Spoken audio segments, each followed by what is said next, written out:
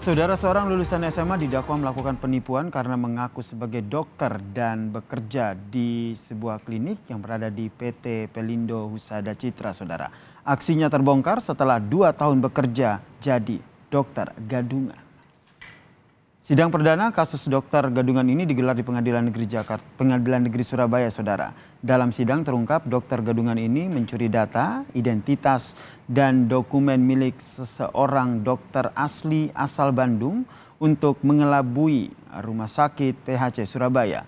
Saat itu, saudara, dokter gadungan yang bernama Susanto ini melamar untuk mengisi posisi tenaga layanan klinik sebagai dokter first aid di rumah sakit pada April 2020 lalu.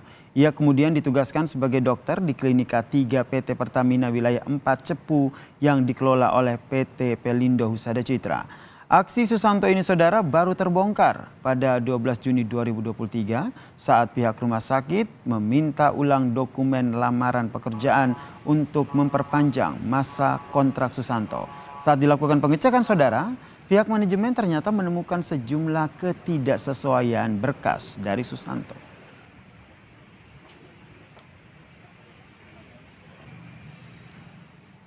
Manajemen PT PHC membenarkan terbongkarnya aksi Susanto menjadi dokter gadungan ketika perpanjangan kontrak dan mendapati foto Susanto ini berbeda dengan data yang ada di Konsil Kedokteran Indonesia. PT PHC pun menyatakan Susanto merupakan pekerja paruh waktu yang bertugas pada aspek pencegahan dan tidak pernah sekalipun ditempatkan ataupun melayani pasien. Selain 2 tahun menjadi dokter gadungan, saudara, ternyata terdakwa juga pernah melakukan penipuan serupa jadi kepala UPTD hingga kepala puskesmas. Susanto juga merupakan residivis yang pernah mendekam di penjara atas tuduhan penipuan serupa.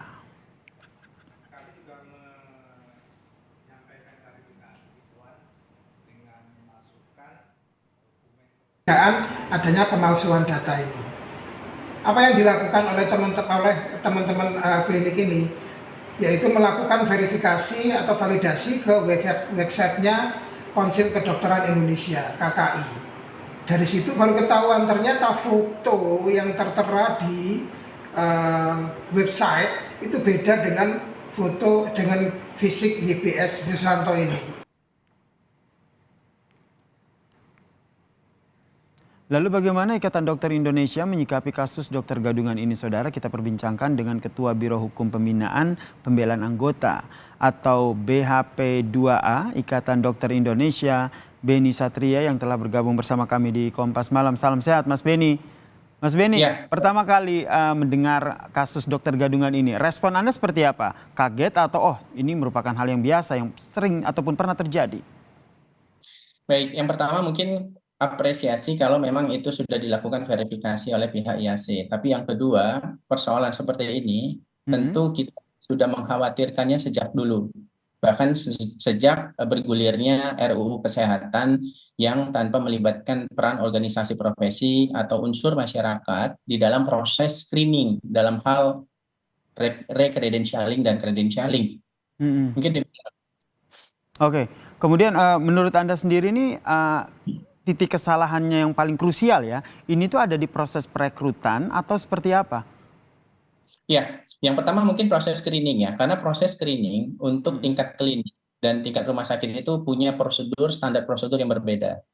Nah, kalau klinik, tentu proses credentialing atau proses rekrutmen dokter itu umumnya dilakukan langsung oleh penanggung jawab klinik atau direktur perusahaan atau direktur PT dalam hal ini, karena badan hukum klinik itu adalah PT. Nah, yang harus dilakukan tentu verifikasi berkas. Secara umum, keseluruhan itu verifikasi berkas. Berkas apa yang harus dilengkapi? Secara umum, itu KTP, pas foto, kemudian surat lamaran, kemudian ijazah. Kalau dia dokter atau tenaga kesehatan, dia harus melampirkan surat tanda registrasi, ijazah.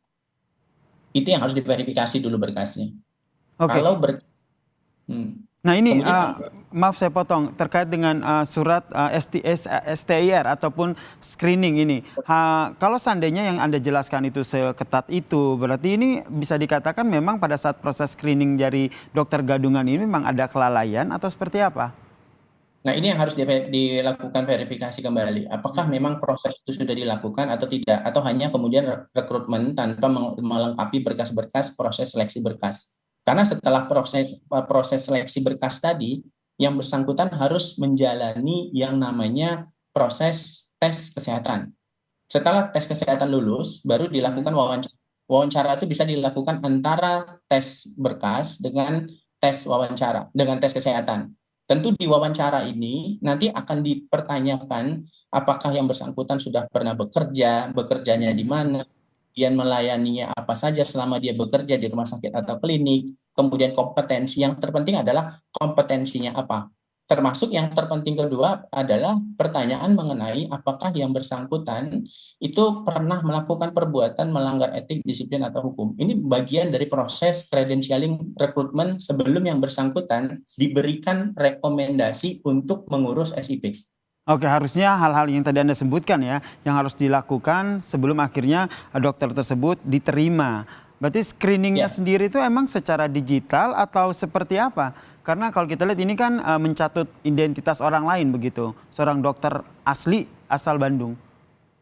Kalau tadi disinyalir dilakukan secara online atau daring atau wawancara secara Zoom misalnya, Mm-mm. proses itu kan harus dilakukan. Tes kesehatan kan tidak bisa dilakukan secara daring. Tentu yang bersangkutan harus juga mencocokkan pas foto yang dilampirkan pada saat surat lamaran itu sesuai atau tidak. Ijazahnya, ini kita sudah sangat mudah sekarang.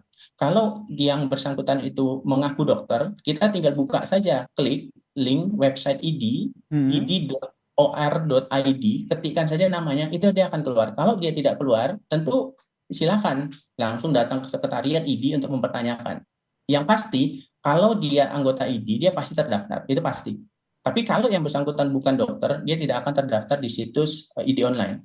Kemudian yang kedua, kalaupun tidak ditemukan di link ID online, bisa dicek di link KKI, Konsil Kedokteran Oke. Indonesia.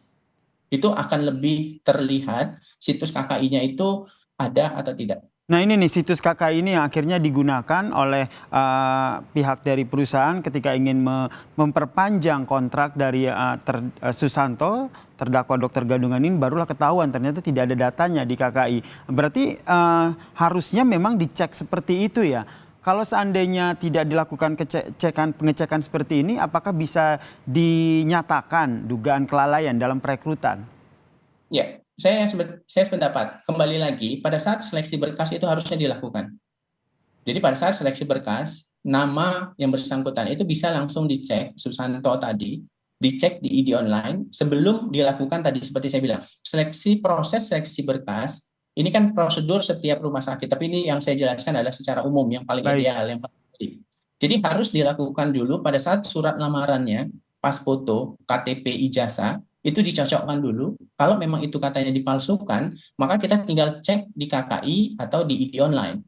Nah, kalau tidak ditemukan pada saat proses tes kesehatan atau pada saat proses wawancara, itu bisa dikonfirmasi ulang kembali. Baik. Kenapa Mm-mm. nama yang bersangkutan Susanto tidak tertera di KKI dan di ID? Kalau sudah seperti ini, apakah nanti perekrut perusahaan, apakah juga bisa dikenai sanksi karena lalai atau hanya dokter gadungan saja nih yang dikenai sanksi? Tentu kalau kita mengacu kepada undang-undang regulasi khususnya di Undang-Undang Nomor 29 Tahun 2004 tentang praktek kedokteran yang sudah dicabut dengan Undang-Undang 17 Tahun 2023 tentang kesehatan, ada ancaman bagi yang mengaku-ngaku tenaga medis atau tenaga kesehatan atau mengaku-ngaku dokter, padahal dia sendiri itu bukan dokter. Itu bisa diancam dengan ancaman 5 tahun penjara, tidak hanya dengan pasal penipuan. Nah, dengan undang-undang yang baru, kalau yang bersangkutan itu ternyata bukan dokter, menggunakan gelar dokter, itu ancamannya bisa 5 tahun atau denda 500 juta. Bahkan yang mempekerjakan Baik. pun ada sanksinya di pasal 442 dengan ancaman 5 tahun dan atau denda 500. Baik, berarti tidak hanya dokter gadungan, tapi yang mempekerjakan juga bisa kemungkinan untuk dikenakan pasal hukum begitu ya. Terima kasih Ketua Biro Hukum Baik. Pembinaan dan Pembelaan Anggota Ikatan Dokter Indonesia, Mas Beni Satria telah bergabung bersama kami di Kompas Malam. Salam sehat Mas Beni. Terima kasih. Salam sehat, Mas.